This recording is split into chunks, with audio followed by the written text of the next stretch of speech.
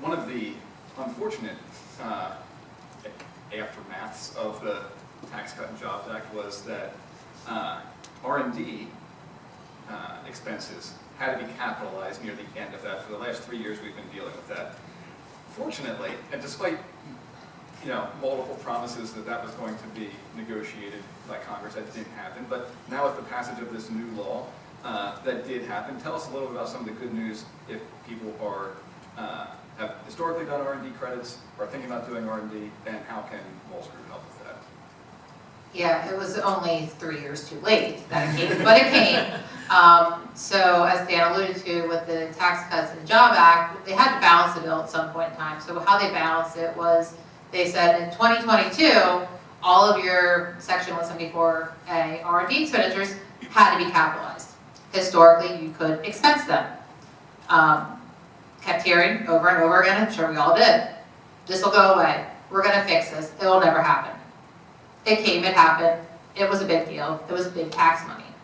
Fast forward to 2025 this year, they fixed it, finally. So what they've done is you are able to, again, immediately expense your R&D domestic expenses in the year you incur them or the year you book them if you're a group basis. Essentially, foreign still have to capitalize. We've had to do that pre-TCJA as well. So they fixed that. So that's great, get the expense. Probably sitting here wondering, well, what about the expenses that are sitting on my books, capitalized for tax purposes that I didn't get to take? Because you can only take 10% the first year, 20, 20, 20, 10. Well, they did give some relief. So essentially you have three options if you have it on your books or your clients have it on your books. Is you can take it all in 2025, you can spread it out half in 25, half in 26, or you can just let it run off. So you have some options to kind of play with here with tax planning. There was a caveat, if you were a small business taxpayer, which meant you have revenues under 31 million, you could actually take it retrospectively by amending tax returns for 22, 23, and 24 if you filed your 24 returns before this tax law occurred. So we at Walls Group, we've already worked with the clients that met the small business definition to make sure that, we'll take care of this retroactively, get these filed if that's the path you want to choose, which for most small businesses, it's probably tax advantageous to get your money back, at least to apply, send the amended returns and hope the IRS processes them, which they're reopened. So hopefully they will process those that have been processed. So great news there on that front. Coordination with the R&D credit. Essentially, there's two ways to take an R&D credit. You can either elect to reduce your R&D expense directly by the credit that you take, or take a reduced credit. When the R&D expenditures happened, or R&D expenditures had been capitalized, we really wound up switching the methods we were doing of taking the reduced credit. Also as part of this tax bill package, there is the election you can have to essentially revoke that. You have a certain time period that you can revoke it to try and get a bigger tax credit going back to 22, 23, and 24. And I think the last part of the question is what can Wallace Group do? As Dan mentioned, we have started doing R&D studies in-house. I don't think it's specifically a message to the person, but Ryan Fisher, he's sitting right here at the front. We don't have a spotlight to shine on him.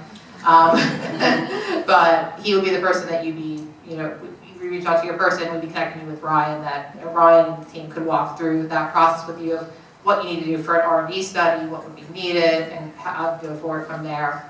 And the last caveat I want to add is the state impacts. So each state is different.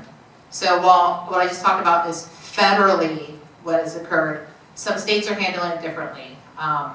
Pennsylvania, for instance, we just got our state budget last week, and there is a caveat in there about how corporation net income tax, or your C Corps, how 174A has to apply for that. And obviously this just came out Wednesday night, I think we got the budget signed. So they're still analyzing and figuring out what that means truly, but essentially the initial, what has come out is the Pennsylvania is decoupling from federal. Now what does that mean? Is it everyone going forward? Is it retroactive? How is that? We're still diving into that to figure that out. But every state is different, so caution you if you have multi-state business, check what the R&D is in those states, because it may not follow federal.